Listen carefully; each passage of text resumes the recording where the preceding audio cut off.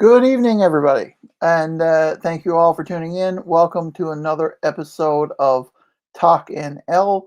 My name is Rudy Norman, as you probably already know. It's a pleasure to have you all here this evening, and of course, we're joined by my trusty sidekick, standing there or sitting there again in all of his glory, Mr. Graydon Pelley. Graydon, how's it going?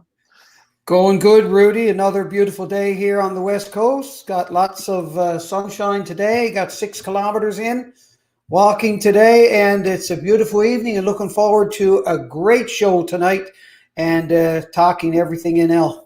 Yeah, they say, I guess March is going out like a lamb, but I'll be honest with you, maybe I'm at that age. I can't remember if it came in like a lion.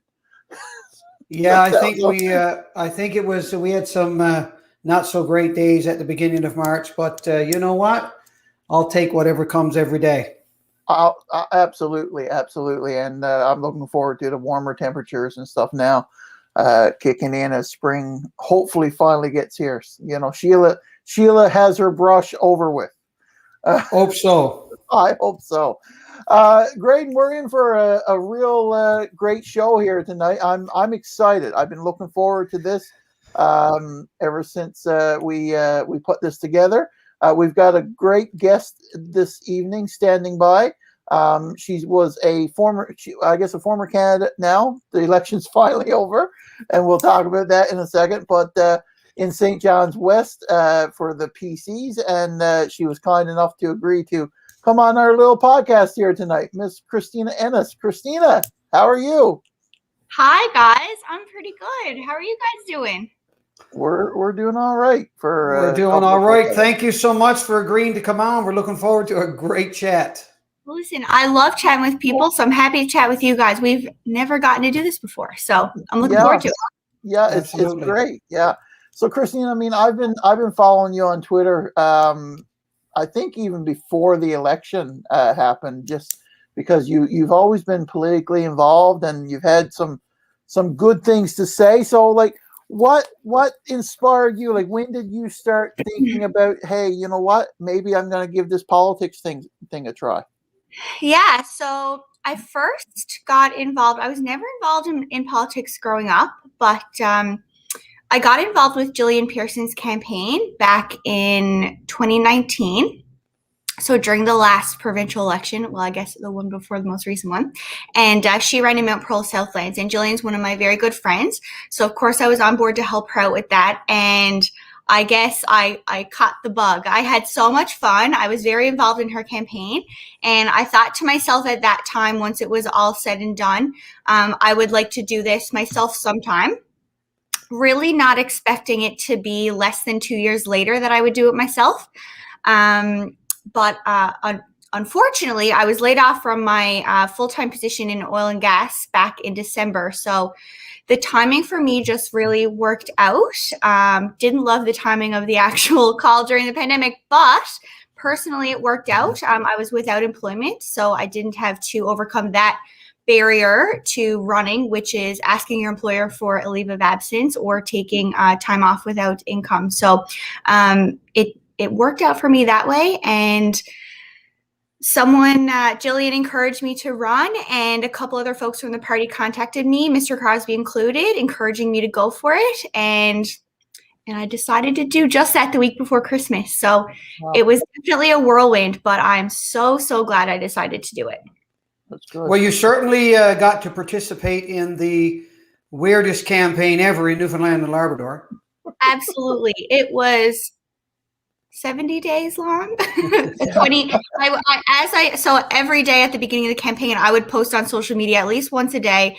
And it started with day 1 and then day 2 and day 3. And I went all the way to day 28, doing my daily post. And then I was like, I guess I got to keep going with this. And at some point I was like, it's day 56 of 28. And we kept going from there, and it kept going up and up and up. Absolutely. So I mean, we've got a lot to talk about in that regard. I mean, you know, it was a crazy election, and I mean, we have the result now. I guess what they're calling the preliminary result. But let me ask you from just a personal experience again. So, like you mentioned, you know, you lost your job. and which Yeah. is unfortunate. But at the same time, I guess it kind of worked out in your favor. But at the same time, like I know people that, they almost had a plan. Maybe they did take some time off work, and they took, they enough time for the 28 days, and then after the extended, they had to go back to work. We know people like that. Totally. And some people, were gonna, maybe this was your situation where you were planning on you were gonna look for work, right? And so now you've had that much more time unemployed that you probably didn't plan on it, because obviously you had to have it in the back of your head. Well, if I lose, this is my plan B, hopefully. So like, how did that affect you? Like, how, were you finding yourselves like, oh my goodness, I'm really in limbo here, and your life is kind of on pause? Yeah, so the pause was definitely stressful to me. I'm a big planner, and once we had, there were rumblings that the election was going to be called in January, but we really didn't know for certain until it actually happened. So once it was called, or we knew relatively well that it was going to be called that particular week that it was in January, that, okay, I have enough money saved up to last me until the end of February. Ideally, I'll be back to work at the absolute latest by the end of or by the middle of March, and I will be okay from a financial perspective. And it didn't go like that, unfortunately. So luckily I was eligible for EI. I've been very lucky that I haven't had to draw EI before. But I was very glad that I was eligible to do that, to keep me going, past that time where we thought it was going to be all over. But it was very stressful. I'm a big planner. I've said a few times, I said on the radio the other day that my friends and family probably hate planning vacations with me because I like to plan things down to the minute. And that was all out the window there, February 11th, 12th, when everything kind of went off the rails. So it's definitely been challenging for sure. Yeah. And I mean, I empathize with you, because I'm a planner as well. I know exactly what I'm going to do when I go on vacation, every day, every second, quick, come on, we have a reservation at 12:30. So Kristina, go ahead, Rudy. No, but I mean, that's for me, that was the biggest thing. I mean, I didn't run in this election, but I know if I had, then I definitely would have been one of those people when it came to the 13th of February, and it was like, okay, what do I do now?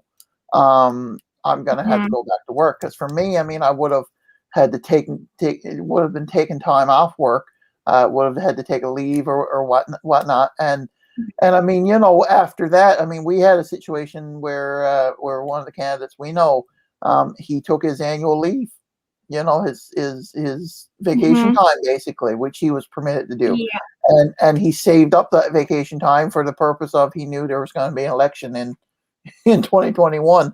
So so he after the 13th of February, it was either I'm going to resign or I'm going back to work. Absolutely.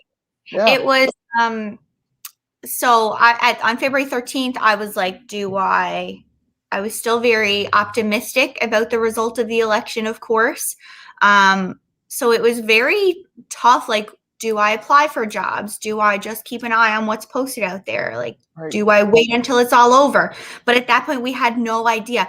Until even just like 2 weeks ago, we knew March 25th was the deadline, but we still had no idea when the actual results were going to be out. So I was like, is it a couple more weeks? Is it not going to be out until April? Like, what's going to happen here? So it was definitely really difficult living in limbo. I do have a few things in the works now, so I'm not going to say much about that at the moment, but I am feeling better. Great. So when you think about it now, and there's going to be more elections down the road, and like I said before, you were in probably the weirdest time to be in an election when we were, and all the way things worked out. So the normal election, we'll say, would allow you to go door to door and have some meetings where you can go meet people and things like that. So you think in the future you're going to try this again, and hopefully it'll be more of a normal election, as it were. And now we'll talk about the changes that need to happen before that, but you're looking forward to probably doing it again sometime?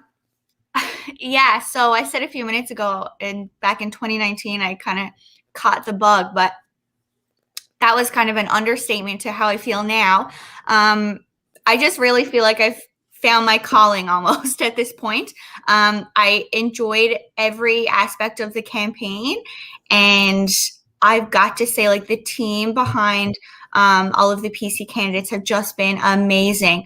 Just like I keep saying teamwork makes the dream work, and it's very cheesy, but it's true. And every candidate, regardless of party, I'm sure had the same experience as me, that their team behind them were just so supportive, and it makes it easier for me, being unsuccessful in my district, to look to the future with all of these amazing people behind me and supporting me and rooting for me and saying, I can't wait to do this again with you next time, and things like that. So given, as long as the circumstances work out, I would love to do it again sometime. Yeah. So just before now, Rudy takes us into the election and what it is that we feel, was wrong and whatever needs to be changed. Let me ask you, Christina. So outside of not getting elected, because I didn't consider myself a loser in any election I ran in, because I came out learning so much. But what was the high point? What's the high and the low for you in this election, outside of not being elected? The high, I think. Let me start with the low. The low was probably the cancellation of in-person voting and just not knowing for a brief period kind of how to proceed and what we were allowed to do, what we were not allowed to do. You probably recall those few days in between election day. When is election day, and what can we continue doing? And are we still allowed to do ads? Are we still allowed to campaign virtually and things like that? So that was probably the low for me, mentally, and just not being around a very sudden stop of being around many people at all times. The high,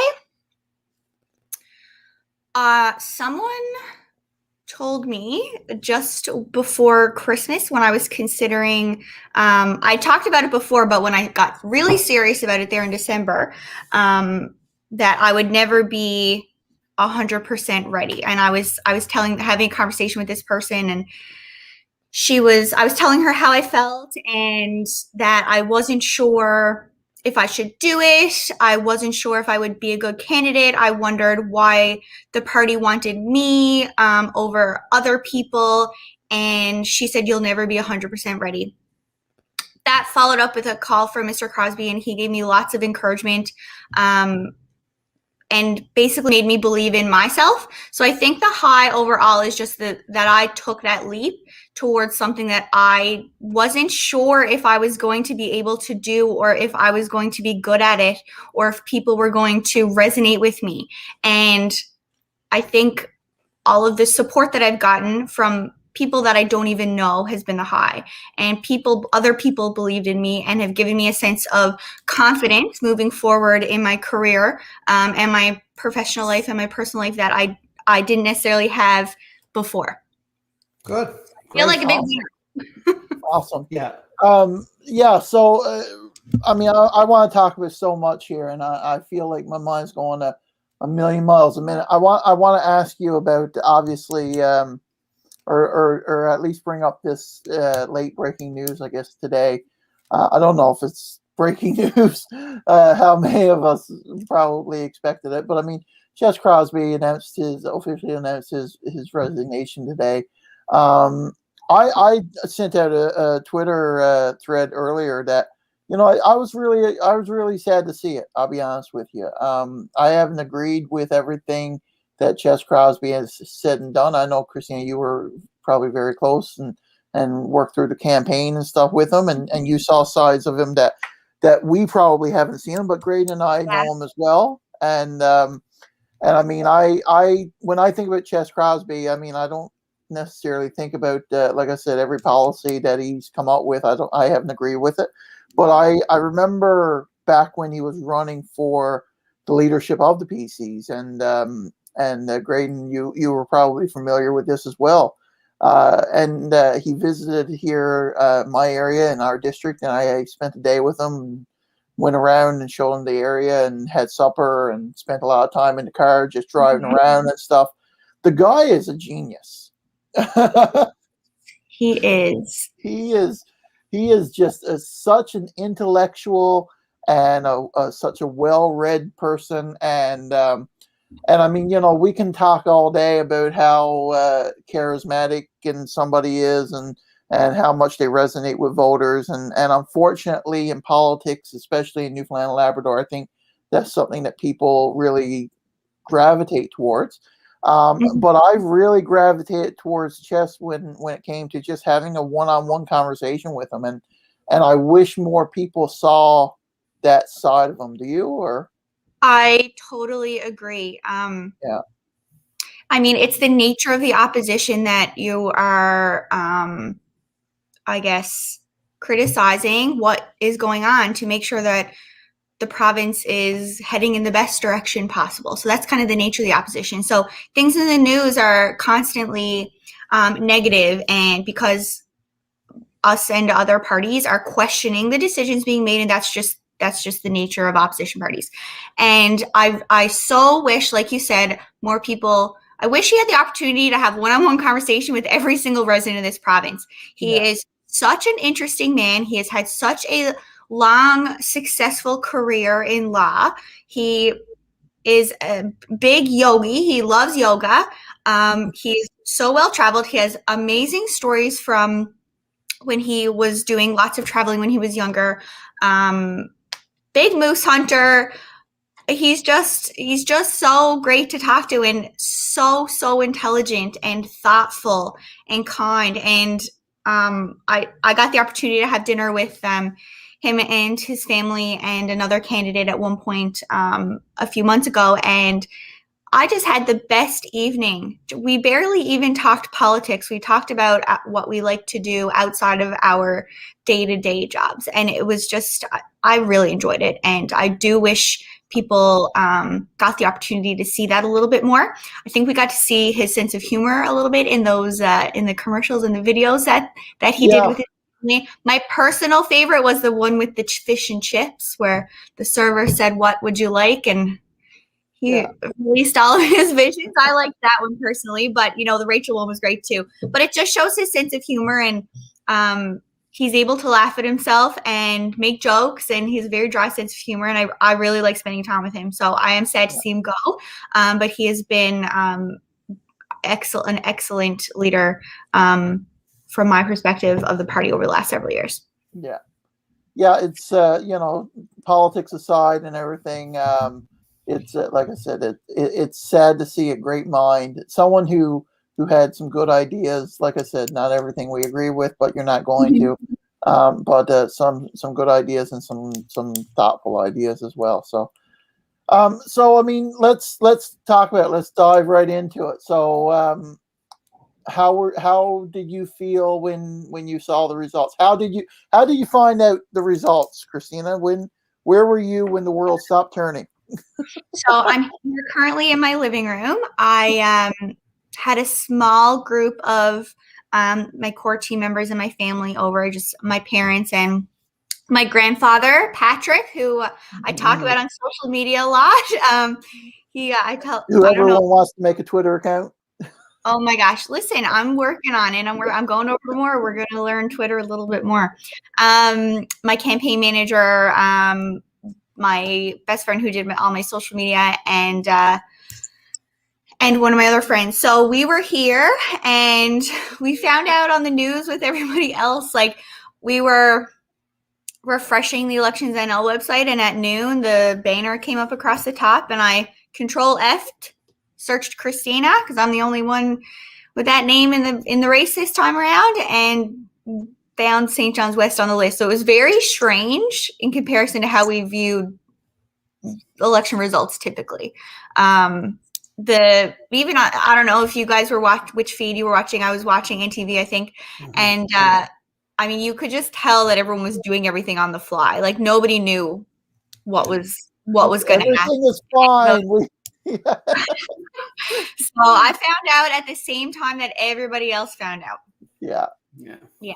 It was a strange one. I mean, we were here. We did a live podcast when the results came in, and it was kind of funny because it was like, okay, so do we have to go through this entire list and count up how many seats everyone got to know who won? It was like it just like flashed up. But we were just chatting, and we had I had some food and stuff, and it just flashed up on the screen like Liberal majority all at once, and we were like, "Is that it? Over? Like, what do we do now?" And then the seats popped up on the bottom, and then they started scrolling through on the side, and we found the PDF document online and all that stuff. It was so strange. I definitely like a more traditional election day with the poll-by-poll information coming in. Well, so that's the other thing. Now we know. That's the other thing. I mean, I'm really concerned, actually, and I don't know what level of information we're going to get here because, I mean, there's a lot of talk online and on Twitter about how many ballots were sent out, how many packages were sent out, how many people received them, didn't receive them. I want to just share this tweet that I came across earlier. I'm going to apologize right off the bat here because I'm not going to try to pronounce this person's name. I'm just going to say Mr. Whitby. He talks about a tweet earlier today about the fact that he applied for a ballot and he didn't get one. So he followed up on it and basically contacted the Elections in LA tip coordinator, he says, and got this email back. And it's interesting how they word this. So this guy didn't get his ballot, and they said, "Thank you for contacting us. I apologize for any inconvenience you may have experienced during this election." As if Rudy, just before you go on, we want to point out too that he applied back in February. So according to this email, they say he applied on February 13th at 1:49 a.m. So I mean, and calling it an inconvenience is the least of it at this point. I mean, this guy applied for his ballot and didn't get it. I'm just dumbfounded. So anyways, they say he applied on February 13th at 1:49 a.m. He called Elections NL on the 22nd. He called him again on the 24th. And now it looks like they're going to look into why he didn't get it. So the question is, this person put it out there for all to see.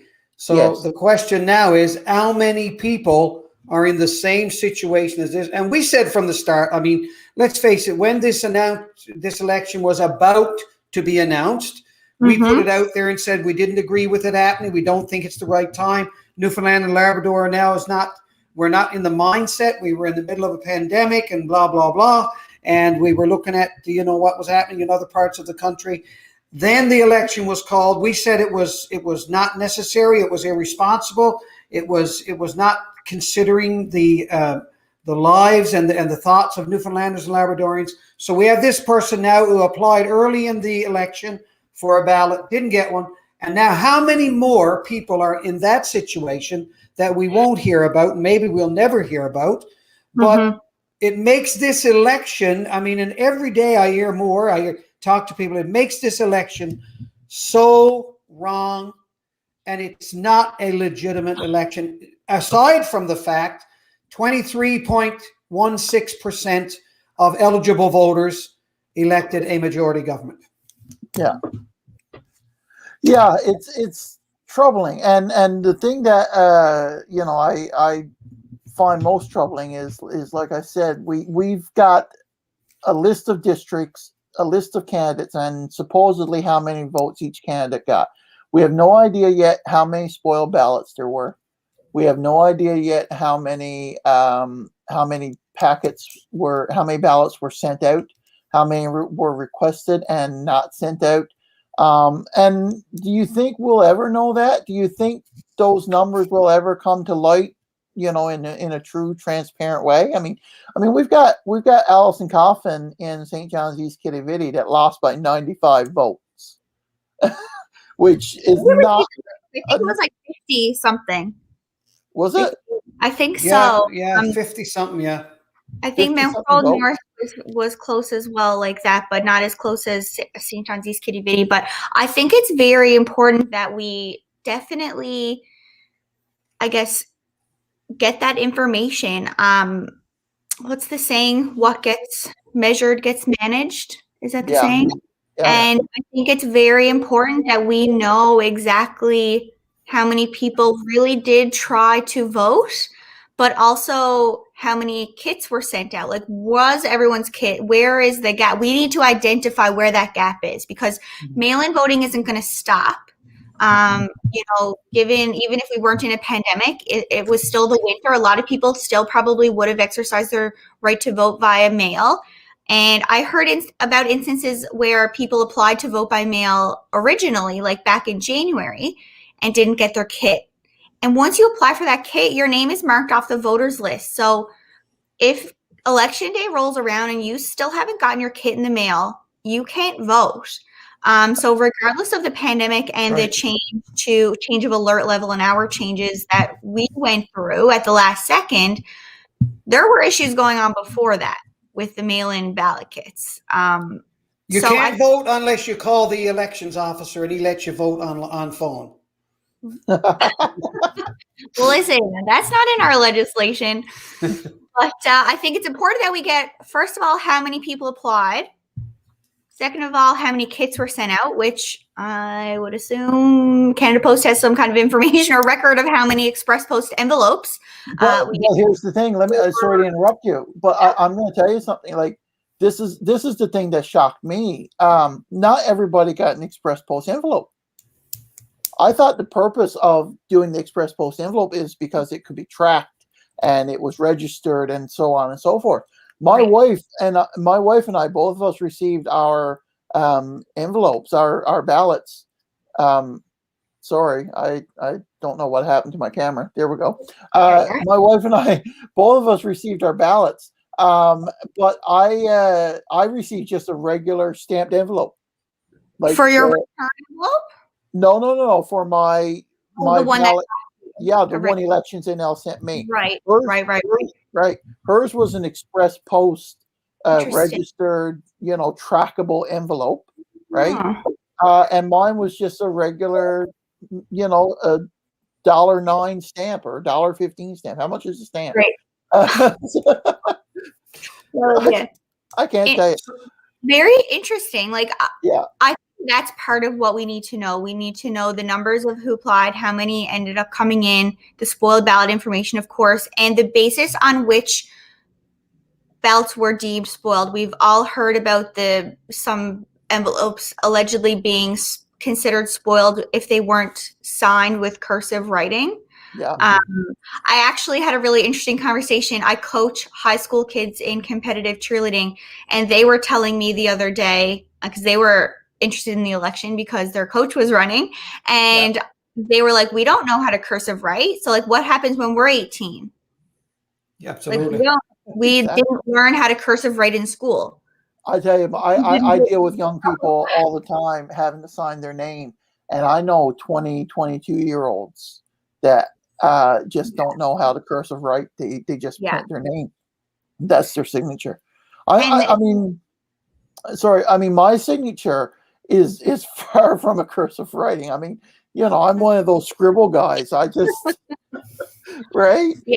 So I think it's important that we identify where those gaps were, like where the problems lay within the system, and the Elections NL workers who were on the phones, who were stuffing those envelopes. Like, there was, I'm sure, chaos, and maybe relatively organized chaos, but a lot happening all at once. And just, inquiries just flooding in every single day, the exact same questions. Where's my ballot? Where's my ballot? Where's my ballot? So I think it's important from the way our system is organized that we find those gaps and then plug those holes so that we ensure that it doesn't happen again.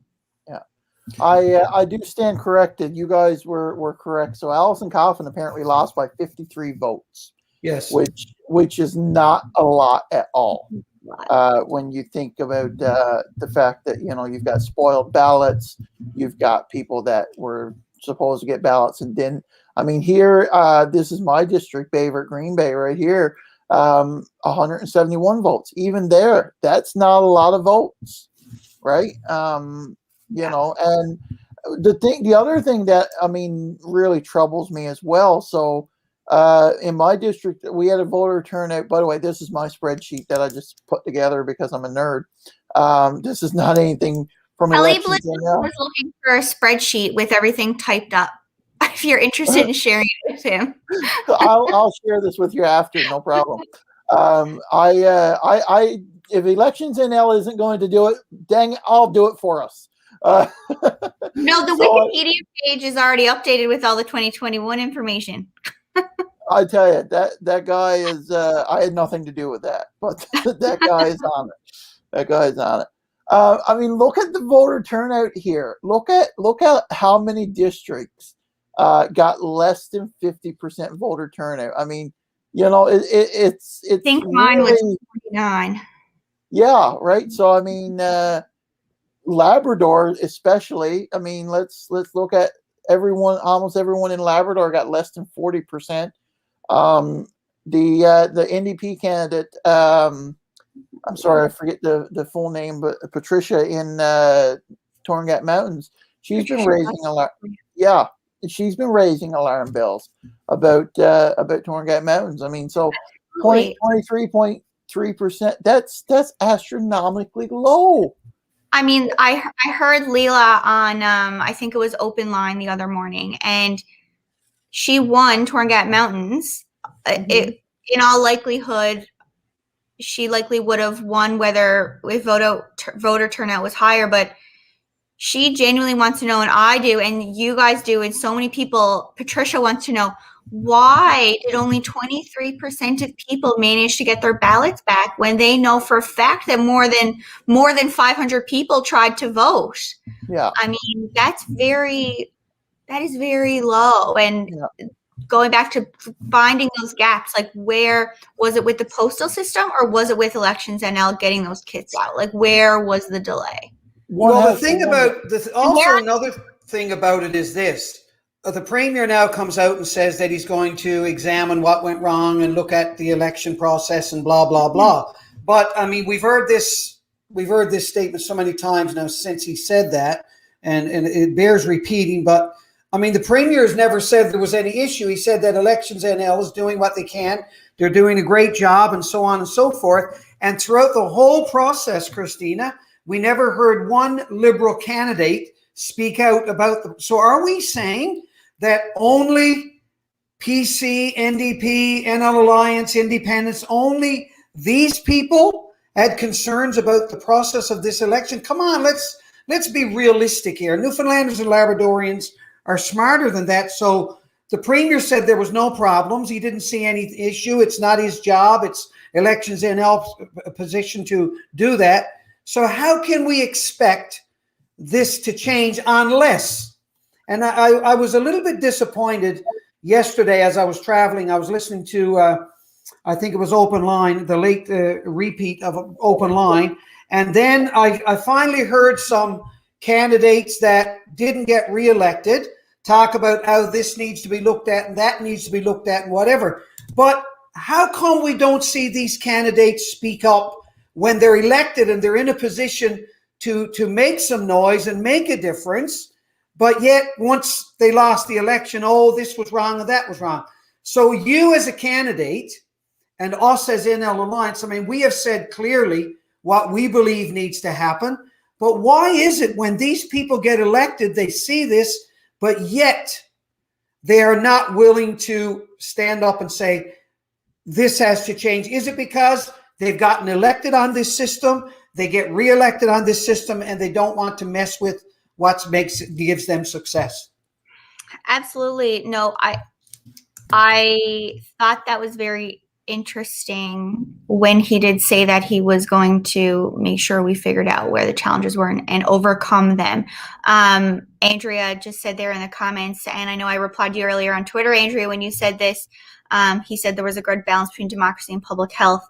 I'm not willing to give up my democracy. The balance needs to be both at 100%. Like, we need to be able to do both.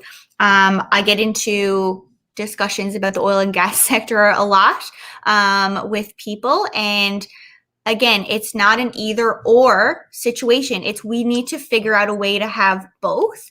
And I think when Mr. Crosby said the other day, it's important for the opposition parties to hold those in power feet to the fire, whatever his exact words were, I'm not sure, but it was along those lines. And we need to make sure that we are holding our elected representatives accountable for what's happening in this province. And ultimately, Elections NL is a department of our provincial government, and we need to make sure that our elected representatives are fighting on behalf of us, the residents of the province, to make sure that our democratic rights are protected.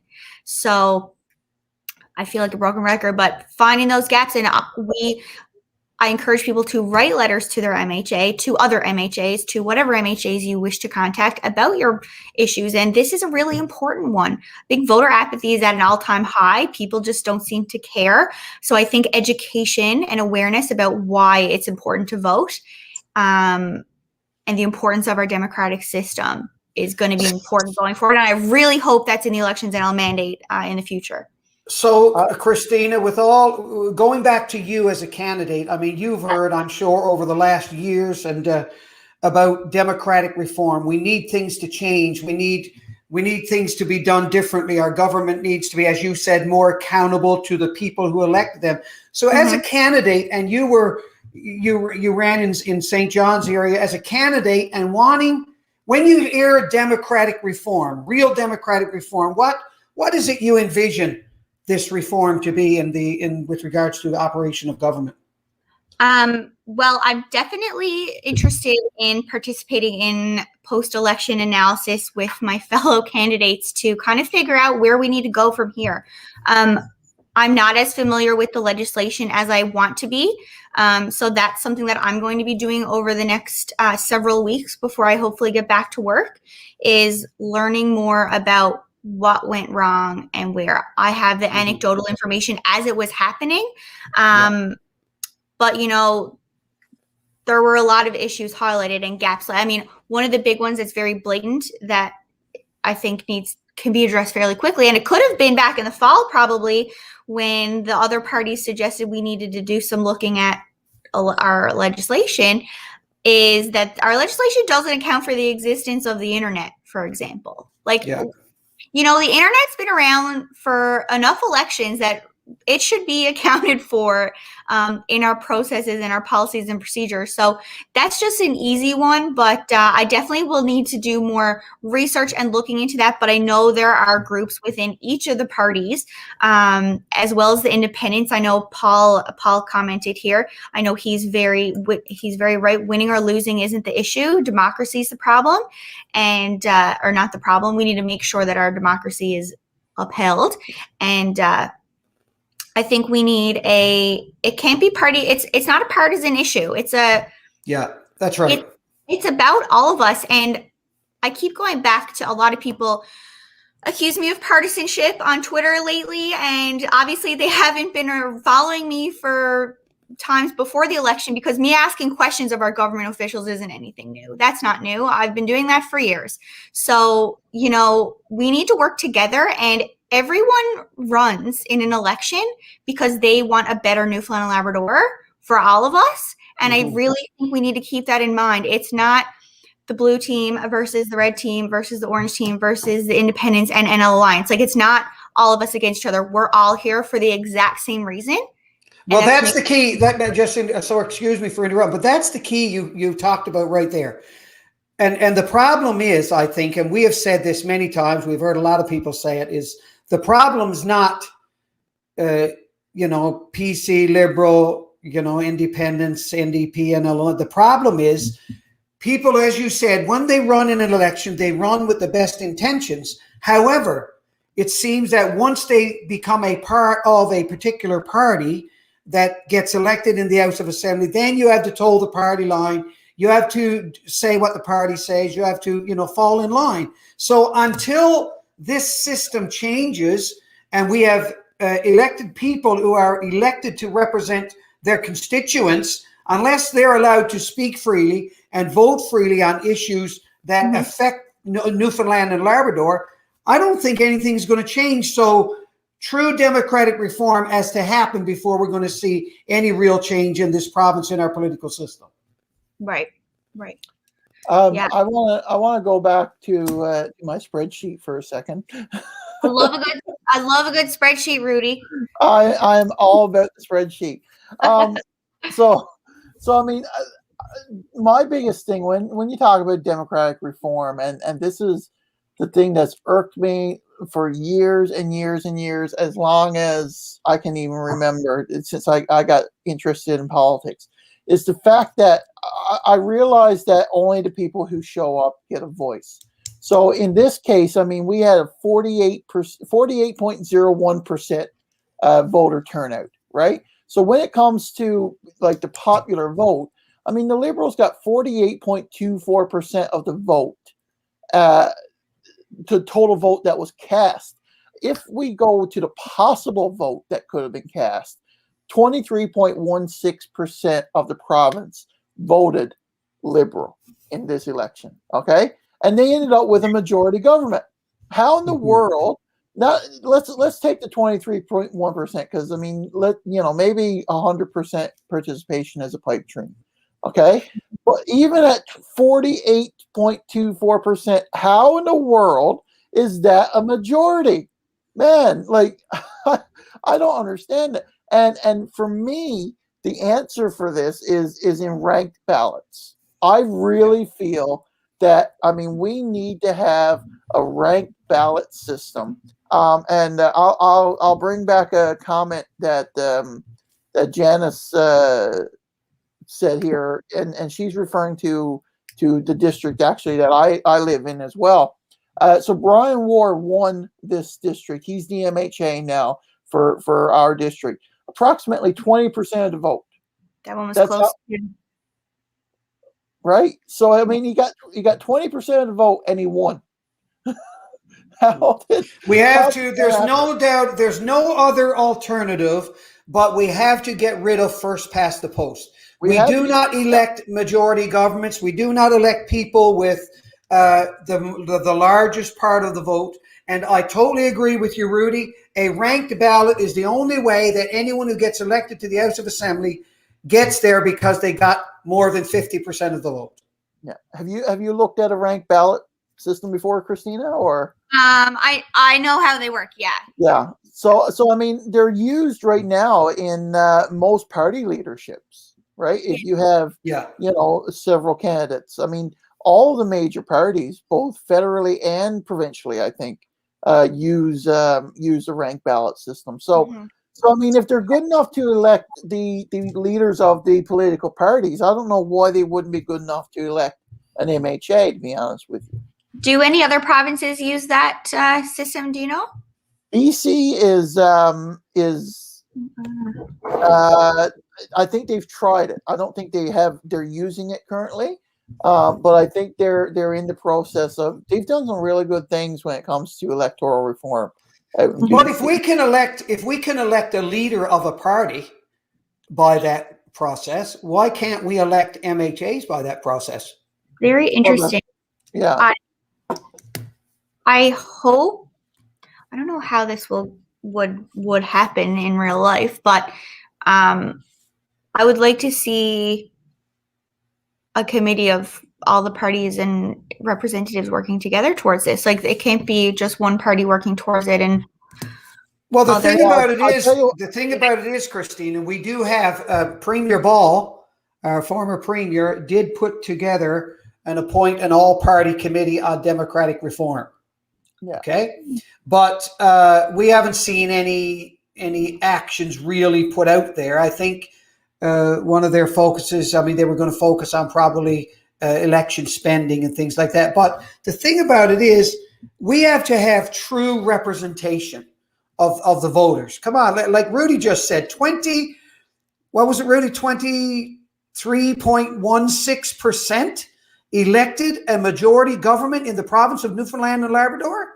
That is outrageous. How can this be legitimate? Yeah, at the very least, I mean, you should have to have, and I know we have a Westminster system where you have the votes and all that stuff, but I mean, each MHA should have to be elected by a majority of the vote. In my estimation, Absolutely. That's just my thoughts, right? So I mean, Kristina, I'll look at yours, for example. So I mean, in your district, you had 4,633 votes cast. So the winner, who Siobhan Cody, she got 2,679, right? So I mean, quick math. I can't do that in my head, but I think 32% of the vote. You got 32%. I got 32. Yeah. So out of 46, 33, 2,316. So yeah, she got a little over 50% of the vote, but there was a lot of districts. I can assure you. I mean, John Abbott and Allison Coffin, I use that one again as an example. That's not 50. John Abbott did not get 50% of the vote.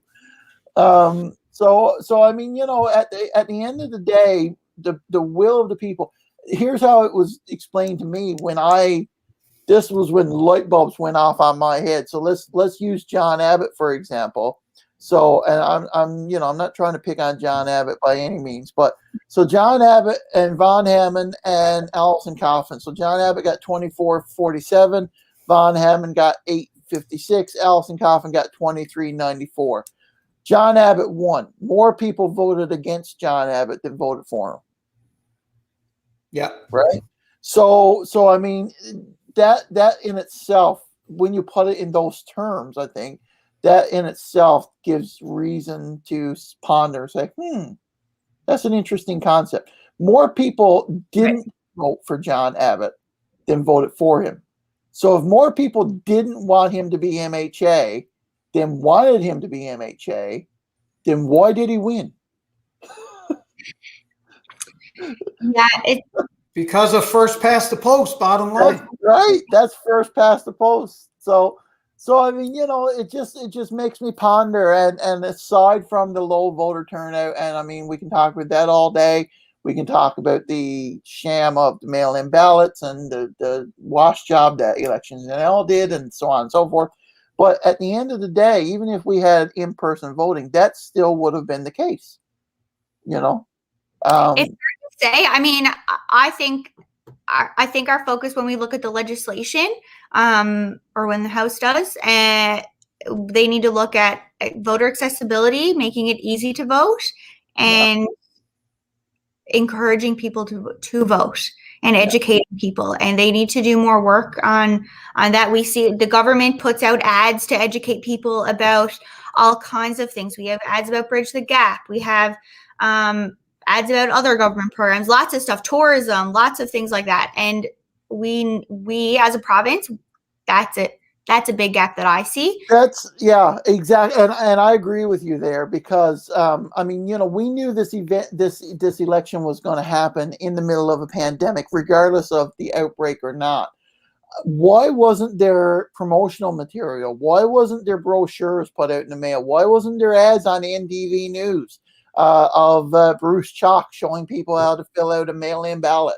The media did their as best they could by putting their own information out there on the news. Like each news station did their own piece about how to fill out your kit, It's overwhelming when you get that kit. There's a lot in there. It's very easy. It was very easy to mess it up. So I definitely think that, and I mean, if you go back to just a traditional campaign, regardless of this year's crazy pandemic situation, the get out the vote effort on election day is vigorous and intense. Like, you truly have to nearly drag voters to the polls. In that is obviously not literally, but you know, you need to contact people sometimes 2-3 times before they actually go get out and vote, and they do it because, you know, people won't stop calling me. You know, so why do you think that is, Kristina? Why do you think that is? I think we have a lot of misunderstanding, and that's resulting in apathy with voters. Like, a lot of my friends, I'm 30. I believe the majority of my friends voted this time, but I don't know if they would have if they weren't as invested in my journey in the election. Like, obviously I was doing a lot of social media myself, so they were seeing it. If I wasn't doing that, would a lot of them have gotten out to vote? I don't think so. There's not a lot of, there's more young people involved in politics than I thought, but not enough. And people are just uneducated about it. And I don't think it's their fault. It's not, you don't grow up purposely not learning anything about elections in our province. And I think the school system can play a big part. I remember in grade 6, there was a federal election happening, and my teacher we went through the full election process, nominations, we had parties, we elected leaders of the parties, we had candidates, we had a vote, we counted them, we had scrutineers, like the whole thing. And I was 12, and that really stuck with me. I was the leader of the Liberal Party in grade 6, in my grade 6 class, actually. But did you tell Mr. Crosby that, or? I haven't. I didn't tell him that. I didn't put that on my I didn't disclose that on my nomination papers. But that really stuck with me, and I'm going to credit Madame Vokey at St. Matthew's Elementary for sparking that interest, or not even an interest, just knowing that it's important that I voted. She made me feel like I knew that it was important that I exercised my right to vote. Same with my grandmother and my mother. They used to take me to the polls every time there was an election. I would look forward to it, and we would talk about it. And everybody doesn't have that experience growing up, and I really think it belongs in our school system to educate. It's something that we all should be educated about. I don't think it should be left up to parents or guardians to necessarily, of course, there's a place for that, but not every parent or guardian has the same experience with that. And I think it's something that everyone should have an equal opportunity to learn about. So, Kristina, you said you're 30 years old, and that's just, anyway, you're very young. You date me now. But Kristina, just one question though. I mean, and it's so great to see young people like yourself involved in politics and showing an interest. So as a young person going out, campaigning, what message did you give your, prospective voters that you were trying to get to support you? What message as a young person? Why should someone elect you? So I am big on diversity and inclusion. It's something I did a lot of work with in my professional life, and I hope to continue doing in my work professionally. But because of that, I've learned a lot about problem solving and working in diverse teams. So research shows that more diverse teams are more innovative at problem solving. And I really have tried to preach that we need more diverse voices at the table in the House of Assembly. And more diverse teams produce more innovative results to problems. And we certainly have a lot of problems here in this province that need fixing. And we need new ideas. What we've been doing isn't working. And I really dislike the phrase Liberal Tory, same old story, because you know what? I am not the same old story. I am not the same as those who came before me. And that's the beauty of having candidates be able to run if they want to. We have people from all walks of life in our society, and we should have those people represented at the table. So I genuinely think it's very important that we have diversity across age, background, culture, gender, all dimensions of diversity. I think it's important that we have represented in our government. Absolutely. Absolutely. Great statement. Well, And the thing about it is, and I know Rudy is soon going to want to clue this up, but the thing about it is young people like yourself with new ideas, not even just young people with new ideas. I mean, people that have got lots of life experiences that are much older than you are with, I mean, they've got to be, the thing is we got to learn, or our traditional politicians and voters have got to learn to listen and not just speak or not just vote because, of course, my grandmother did it, my grandfather did it, or like, I think one of the big things in Newfoundland and Labrador is people see color and they don't hear the message. Yeah, that's what we got to change. Yeah. Before we go, I want to. We've been ignoring the comments and we're kind of just been talking amongst ourselves for most of the night. But it's been an awesome conversation. So this person says on Periscope, I'd like to know how many showed up at the Elections NL after the 4 p.m. deadline that didn't get counted. So I think we all share in that sentiment. I think this is an interesting, and I mean, I would love to talk about this further, but I mean, online voting has been a big topic of discussion. I mean, whether or not it should be introduced. The thing that I kept saying when this pandemic election started and when we started getting some issues was the fact that there are people out there, companies out there now that are doing this. They have, online services that, they authenticate you. And I believe it was recently used for a leadership campaign for a certain provincial Liberal Party. Even we used it as well for our nomination votes. Like the technology exists. I keep saying we need to leverage we are lagging far behind in digital government. Like, we need to do better. We have a digital government department. I know Service NL has put a lot of services online, but like, we can do so much more online. And I think it could be a big money saver and a time saver and engage more people in how we run government. And that's what more could you ask for than more participation? Absolutely. Paul Lane called Patty yesterday and stated clearly, I have huge issues with the election and will raise immediately when the House of Assembly opens. Love it, Paul.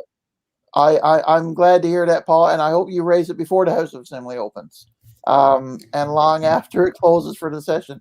I hope you shout it from the rooftops as often as we can. I think the thing that blows my mind the most, is that we can do everything about our lives we do online, whether it's register our car, do our banking, pay our bills, everything, but we can't vote.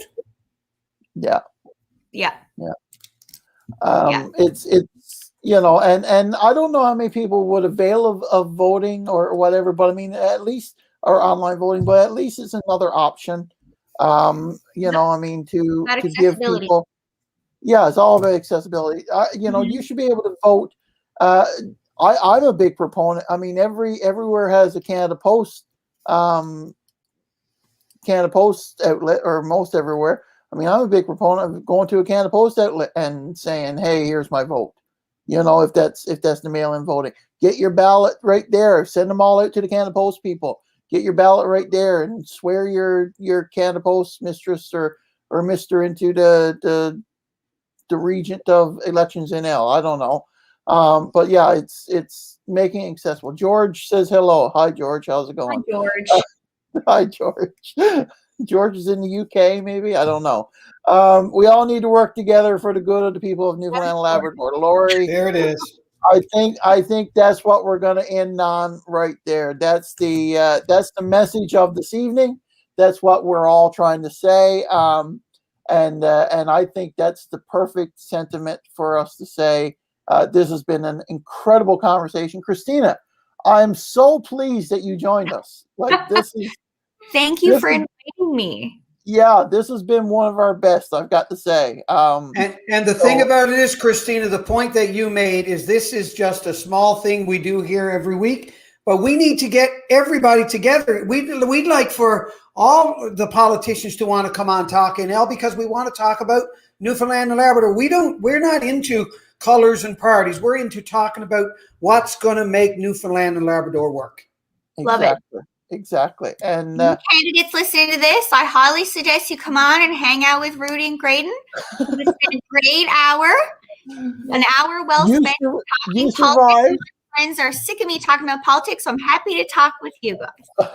Thank you so much. You survived, so hopefully people will see now that it's not so bad as what they might think. They're not so scary.